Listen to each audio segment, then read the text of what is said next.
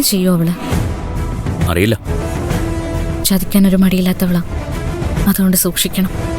എന്തായാലും നടക്കില്ല എന്ന് വിചാരിച്ചിരുന്ന ഒരു കാര്യം ഇവിടം വരെ എത്തിക്കാൻ നമ്മളെ കൊണ്ട് പറ്റിയല്ലോ.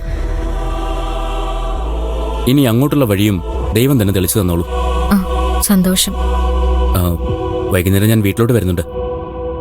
എനിക്ക് ദേവിക ഒന്ന് കാണണം. ആ, അത് വേണോ സിദ്ധു? പ്രകോപനങ്ങളൊന്നും ഉണ്ടാക്കാതിരിക്കുന്നല്ല നല്ലത്. ക്ഷമയോടെ കാത്തിരിക്കേണ്ട നിമിഷങ്ങളായി. എടുത്ത ചാടി കഷ്ടപ്പെട്ടുണ്ടാക്കിയത് മുഴുവനും നശിപ്പിക്കണോ? ഒരു തവണ, ഒരൊറ്റ തവണ എനിക്ക് ദേവിക ഒന്ന് കണ്ടേ പറ്റൂ. സത്യം പറയാലോ, ഇങ്ങനൊരവസ്ഥ, അതും ഇത്ര എളുപ്പത്തില് ഞാൻ ഒരിക്കലും വിചാരിച്ചിരുന്നതല്ല. ഇതെന്റെ മാത്രം പ്രാർത്ഥന കൊണ്ടല്ല. ഇതിലൊരു പങ്ക് അത് ദേവിക്കും കൂടി അവകാശപ്പെട്ടതാ. ഞാൻ വരും, കാണണം എനിക്ക്.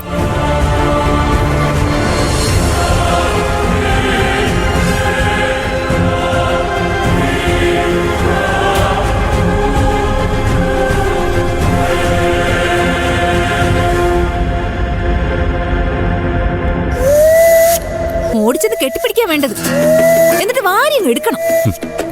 എന്താ വേണ്ടതെന്ന് എനിക്കറിയാം, അത് ഞാൻ ചെയ്തോളാം. എന്റെ നിവൃത്തികേടാ നിങ്ങൾ ചൂഷണം ചെയ്യുന്നേ, അത് മറക്കണ്ട. എന്നെക്കാളും വലുതാണല്ലോ നിനക്ക് ആ വിഷ്ണു. അതുകൊണ്ടാണല്ലോ ഞാൻ പോയാലും വേണ്ടിയില്ല അവൻ ജയിലിൽ നിന്ന് ഇറങ്ങിയാൽ മതിയെന്ന് നീ തീരുമാനിച്ചത്. വിഷ്ണു എന്റെ സുഹൃത്താ. സഹായിക്കാൻ ആരുമില്ലാതെ അകത്ത് കിടക്കുമ്പോ അവന് വേണ്ട സഹായങ്ങൾ ചെയ്തു കൊടുക്കേണ്ടത് ഒരു സുഹൃത്തെന്ന നിലയിൽ എന്റെ കടമയാ. അത് പക്ഷെ സിദ്ധോട്ട് മനസ്സിലാക്കില്ല. മനസ്സിലാക്കേണ്ട ഒരു ആവശ്യം എനിക്കില്ല. കല്യാണം കഴിഞ്ഞ മണ്ഡപത്തിൽ വെച്ച് തന്നെ കെട്ടുതാലി വലിച്ചെറിഞ്ഞ് നീ നടത്തിയൊരു പ്രകടനം ഉണ്ടല്ലോ, അതിപ്പോഴും ഉണ്ട് എന്റെ കൺമുന്നിൽ. അതുള്ളിടത്തോളം കാലം എനിക്ക് കൂടുതലൊന്നും മനസ്സിലാക്കണ്ട. നിയമപരമായ കെട്ടുപാടുകളുണ്ടായിരുന്നു, ഒപ്പിട്ടതോടെ അത് കഴിഞ്ഞു. ഇനി നമ്മൾ രണ്ടാ, നീ വേറെ, ഞാൻ വേറെ.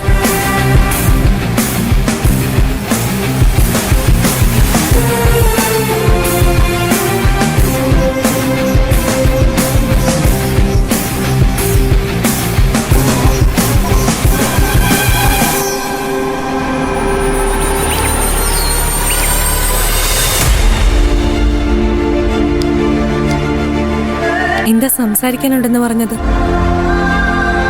അമ്മ ഇവിടുന്ന് ഇറങ്ങിപ്പോകുമ്പോ നിങ്ങൾ ആരും ഇവിടെ ഉണ്ടായിരുന്നില്ലേ? ഇല്ല. ആരും ഇല്ലാത്ത നേരത്ത് ആരോടും പറയാതെ അമ്മ ഇവിടുന്ന് ഇറങ്ങിപ്പോയിട്ടുണ്ടെങ്കിൽ അതിന് തക്കതായ കാരണം ഉണ്ടായിട്ടുണ്ടാവും. ഇന്ന് തന്നെ ഞാനും സംശയിക്കുന്നു. ഡാഡി എന്തെങ്കിലും പറഞ്ഞു കാണുമെന്നാ എന്റെ തോന്നല്.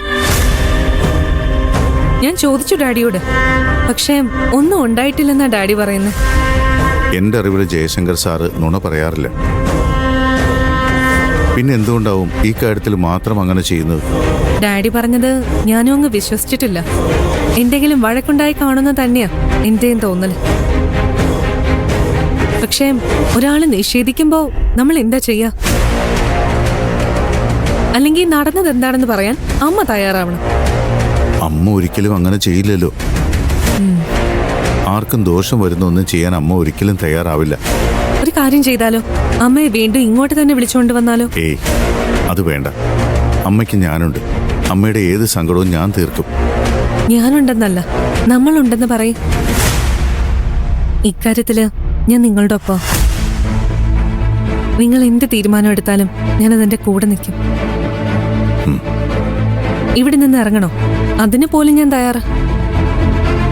എനിക്ക് വലുത് ഡാഡിയല്ല, നിങ്ങളാ. നിങ്ങൾക്ക് വേണ്ടി ഞാൻ എന്തും ചെയ്യും. ആ, ദേവിക കണ്ടില്ലായിരുന്നെങ്കിൽ എന്ത് സംഭവിച്ചേനെന്നാ ഞാൻ ആലോചിക്കുന്നത്. ഈ അവസ്ഥയിൽ അമ്മ വീട്ടിലും പോവില്ലായിരുന്നു. പാവം എൻ്റെ അമ്മ. എന്നെപ്പോലൊരു മകനുണ്ടായിട്ടും നടുറോഡിൽ അമ്മയ്ക്ക് അലയേണ്ടി വന്നു. സോറി, ഇത്തവണത്തേക്ക് ക്ഷമിക്കേ. താനതിന് തെറ്റൊന്നും ചെയ്തിട്ടില്ലല്ലോ. സാരമില്ല, എല്ലാം ശരിയാവും. അതിനുള്ള വഴി ഞാൻ ആലോചിക്കുന്നുണ്ട്.